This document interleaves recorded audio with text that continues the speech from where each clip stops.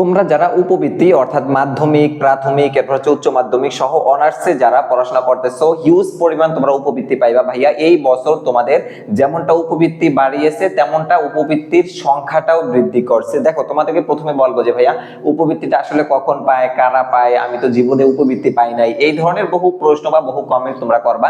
তোমাদেরকে বলবো যে ভাইয়া যথাসময়ে উপবৃত্তির আবেদন করতে হয় এবং হচ্ছে ওই আবেদনটা প্রসেসিং এ থাকে 3 মাস, 4 মাস, 5 মাস, এরপরে তুমি উপবৃত্তিটা পাবা। এখন এই মুহূর্তে তোমাদেরকে বলবো যে ভাইয়া সামনে কি কি উপবৃত্তি আছে, কবে কবে দিবে, আবেদন কবে শেষ, কবে কিভাবে আবেদন করতে হয়, প্রত্যেকটা ভিডিও তোমরা আমাদের এই স্টাডি রুট ভিডিওতে পেয়ে যাবা। তাই অবশ্যই সাবস্ক্রাইব করে আমাদের সাথেই থেকো। দেখো, আজকে কথা বলবো যে ভাই উপবৃত্তিটা আসলে কোন ক্যাটাগরি দেয়, 1 থেকে 5 পর্যন্ত যারা, তাদের কেমন, মাধ্যমিক কেমন, উচ্চ মাধ্যমিক কেমন, এরপর হচ্ছে আবেদন সংখ্যা কতগুলো বাড়িয়েছে, এরপরে হচ্ছে কয় মাস পরে পরে উপবৃত্তিটা দেয় এবং কিভাবে পায়। আচ্ছা, প্রথমেই তোমাদেরকে যে সুখবরটা দিব সেটা হচ্ছে ভাই এই সংখ্যাটা দেখো। এখানে তোমাদের বিগত বছরে এই জায়গা থেকে প্রায় 42,000 শিক্ষার্থীকে উপবৃত্তি দিত। এখন এই বছরে অর্থাৎ 26 সালে কি করছে ভাইয়া, 3,198 অর্থাৎ 3,200 জনের মতোই ধরো, এই 3,200 জনের মতো শিক্ষার্থী বাড়িয়ে বর্তমানে উপবৃত্তি দিবে 45,338 জন শিক্ষার্থীকে। ভাইয়া সম্পূর্ণ ভিডিওটা তুমি দেখো, এরপর সামনের উপবৃত্তিতে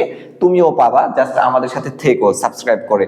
এখন হচ্ছে যে আচ্ছা ঠিক আছে, বুঝলাম যে হ্যাঁ ভাইয়া 45,000 শিক্ষার্থী উপবৃত্তি পাবে। এখন কোন কোন ক্লাসের পাবে দেখো, এই যে 1 থেকে 5 অর্থাৎ তোমরা যারা প্রাথমিকের আছো ভাইয়া, তোমরা পাবা প্রতি মাসে 700 টাকা করে, প্রতি মাসে 700 টাকা করে হচ্ছে 1 থেকে 5 পর্যন্ত।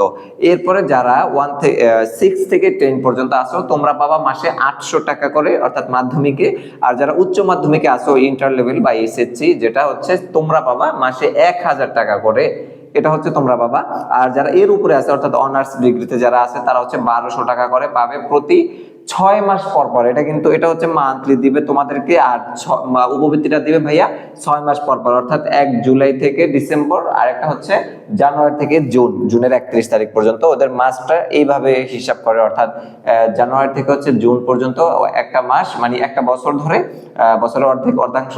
আর হচ্ছে জুলাই থেকে ডিসেম্বর পর্যন্ত হচ্ছে তোমার বাকি মাস আর কি। হ্যাঁ, এই 6 মাস 6 মাস করে, অর্থাৎ বছরে 2 বার করে উপবৃত্তি দেয়। তো ইতিমধ্যে তোমাদের এই সিলেক্টেড এই যারা আছে যে 45,000, তারা কিন্তু এই সামনেই এই উপবৃত্তিটা পেয়ে যাবে গত 6 মাসের, অর্থাৎ জুলাই থেকে ডিসেম্বর মাসের।